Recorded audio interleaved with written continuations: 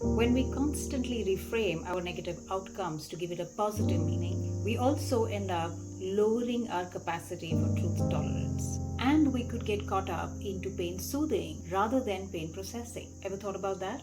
Sometimes this is a coping habit coming from a past trauma, and sometimes it is simply avoiding discomfort. For example, if I end up saying mistakes are not really mistakes, but they are actually opportunities. You see, what I've done here is simply avoided admitting any mistake to myself so that I don't have to face the truth or process any pain. When this becomes a persistent habit, this little thing that we do with ourselves is called emotional bypassing. And this can be detrimental to emotional health because it can lead to practices pretending as though negative news does not even exist. When you sit with discomfort, you sit with the lesson. And that is the only way one can bring change. If you're struggling with your emotions, please reach out to book a session at AltMindShift and to join our emotional well-being sessions on Sundays coming up in November, available on our website for registrations.